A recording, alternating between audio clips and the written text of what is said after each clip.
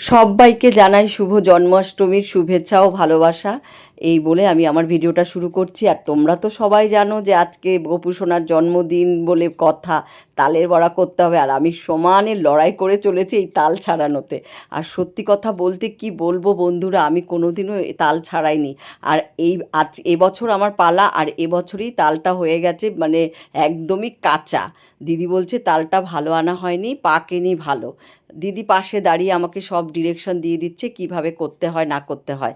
অনেক কষ্টে আমি তালটাকে ছাড়াচ্ছি। তোমরা আমাকে দেখেই বুঝতে পারছো আমি যে তাল কোনো দিন ছাড়াইনি বা আমি গোলাইনি। দিদিই করে এগুলো, দিদির কাছে এগুলো কোনো ব্যাপারই না। তালটা কোনো রকম ছাড়িয়ে ঠাকুর ঘরে এসে দেখছি বাবাই গোপাল সোনাকে অভিষেক করাচ্ছে পঞ্চামৃত দিয়ে। তো আমি এই ভিডিওটাও তোমাদের সঙ্গে শেয়ার করছি। দেখো কি সুন্দর, প্রথমে ঘি, তারপর মধু, তারপর শর্করা, তারপর দুধ, সব কিছু দিয়ে কি সুন্দর পঞ্চামৃত দিয়ে গোপু সোনাকে অভিষেক করাচ্ছে। আমার এত ভালো লাগে যখন গোপাল সোনাকে অভিষেক করায়, আমি সত্যি সত্যি বসে মুগ্ধ হয়ে দেখি।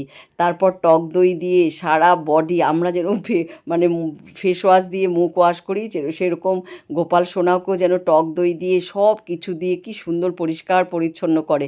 যখনই গোপাল সোনার জন্মদিন আসে আমরাও যেমন একটা কোনো অনুষ্ঠানে সাজগোজ করি। আজকে তো গোপাল সোনার সাজারই দিন বলো। আর এই গোপাল সোনার সমস্ত কিছু দায়িত্ব এবার আমার পড়েছে। কেনা কাটা, বাজারে গিয়ে ফল তাল সব কিছু, ফুল আমিই কিনে এনেছি। আর গোপাল সোনার সবচেয়ে বড় কথা কি বলো তো, মানে জন্মদিনের জামাটা আমি নিজে চয়েস করে এনেছি। গোপাল সোনার অভিষেক করার পর আবার এদিকে দেখো চলে এসেছি আমি তালের বড়া মালপোয়া করতে। আমি আগেই ব্যাটারটা রেডি করে গেছি। প্রথমে আমি মালপোয়াটা করে নিচ্ছি, তারপর করব তালের বড়া। ব্যাটারটা রেডি করে রেখে গেলাম, বেশ 10-15 মিনিট বাদে করলে নাকি ভালো হয় তাই।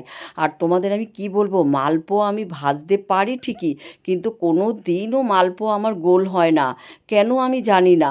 মালপোয়া না কড়াইতে দিলেই তেলের মধ্যে কেমন ছড়িয়ে ছিটিয়ে কেমন হয়ে যায়, এদিক ওদিক মানে চারিদিক দিয়ে মানে হাতল বেরিয়ে যায়। তোমাদের কার কার মালপোয়া গোল হয় অবশ্যই কমেন্টে লিখবে। তারপর আমি দেখো মালপোয়াগুলো পুরো ভেজে এবার তালের বড়া শুরু করলাম। আর তালের বড়াটা আমি প্রত্যেক বছরই ভাজি, দিদি সব রেডি করে দেয়। আমার বড়া ভাজতে ভীষণ ভালো লাগে, তালের বড়া ভাজতে। আমার তালের বড়া বলো, সব রকম বড়া ভাজতেই আমার ভালো লাগে। তালের বড়াটা তো আরও ভালো লাগে। এখানে তালের বড়াগুলো দেখো কি সুন্দর বড় বড়, মানে ফুলুরির মতো হয়েছে। খুব ভালো, এর সব দায়িত্ব এবার আমার, আমি নিজের মতো করে করছি। দিদি আমাকে কিছু কিছু জিনিস দূর থেকে বলে বলে দিয়েছে, কিন্তু আমি নিজে নিজেই করেছি। এখানে আমার তালের বড়া আর মালপোয়া রেডি হয়েছে সব কিছু। এবার ফলমূল আমি কেটে মানে বানিয়ে নেব ঠাকুরের জন্য। ফল সব ধুয়ে রেডি করে নিয়েছি। এবার আমাদের ঠাকুর ঘরটা কী বলো তো, একটু ওপরে তো, এগুলোকে নিয়ে সেই ঠাকুর ঘরে যেতে এত কষ্ট হয়, আমার চিন্তা হয়ে গেছে। বাবাই বলছে সব রেডি হয়ে গেছে, তুমি এবার সব বানিয়ে নিয়ে এসো। দেখো আমি একটা একটা সিঁড়ি করে উঠি। তোমাদের বন্ধু আমি বলছি ঠাকুর ঘর একদম ওপরে করো না। সব কিছু করতে যে কি কষ্ট হয় রেডি করে নিয়ে ওপরে উঠতে। হ্যাঁ, অনেকের ঠাকুর ঘরের পাশে হয়তো এগুলো বানানোর গ্যাস, তারপরে ধরো সিলিন্ডার বা করার একটা জায়গা থাকে, কিন্তু আমাদের সেটা করা হয়নি। আমাদের নিচে সব তৈরি করে ওপরে নিয়ে আসা হয়। আর এখানে এসে দেখছি গোপাল সোনা পুরো সাজগোজ করে দেখো বসেছে। আমি আজকে এই বছরের জন্মদিনের মানে এই পোশাকটা আমিই কিনে এনেছি, মালা আমি কিনে এনেছি, সব কিছু গয়না গাটি দিয়ে দেখো আমার গোপাল সোনাকে কি সুন্দর লাগছে। আর আমার ঠাকুর ঘরটাও একটু দেখো সবাই মিলে। আমার ঠাকুরঘর তোমরা সবাই আগে দেখেছো ঠিকই, কিন্তু আবারও দেখালাম। আর এখানে দেখো আমার সব রেডি হয়ে যাওয়ার পর এবার আমি ফল বানাতে বসেছি। ফল মানে বানিয়ে ঠাকুরের আমাদের যে নিত্য সেবার সব বাটায় বাটায় সাজিয়ে দিতে হবে। বাবাই বলল তুমি দাও, আমি কেটে কেটে সব সাজিয়ে দিই। এই যে দেখো আমার ঠাকুরঘর সব রেডি হয়ে গেছে। এখন বাবাই নিবেদন করছে ঠাকুরকে, মানে একটু অঞ্জলি দিয়ে।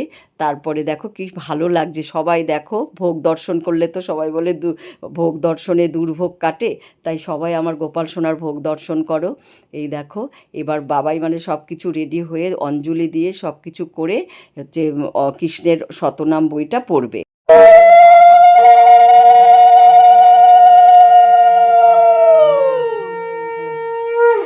শ্রীকৃষ্ণের প্রণাম। কৃষ্ণায় বাসুদেবায় দেবকীনন্দনায় চ অশেষ ক্লেশনাশায় গোবিন্দায় নমো নমঃ।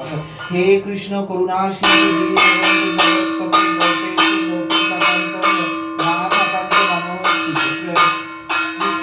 ও কথা সমাপন হলো, সবাই মিলে প্রেমানন্দে হরি হরি বলো। হরি বল। 12 মাসিক সমাপন।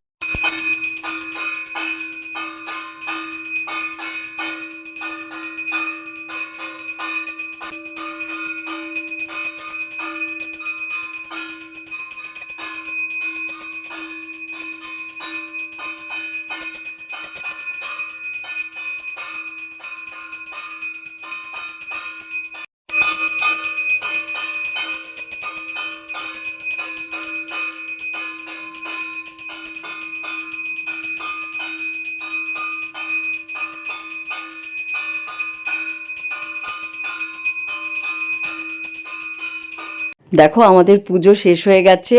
আমি কিভাবে জন্মাষ্টমী পালন করলাম সবই তোমাদের সঙ্গে শেয়ার করলাম। আর গোবিন্দের কাছে প্রার্থনা করি সবাইকে ভালো রেখো, সুস্থ রেখো। আর তোমারই মানে দয়ায় আমরা বেঁচে আছি। সামনের বছর যেন আমরা আবার তোমার এই জন্মদিন এত সুন্দরভাবে পালন করতে পারি।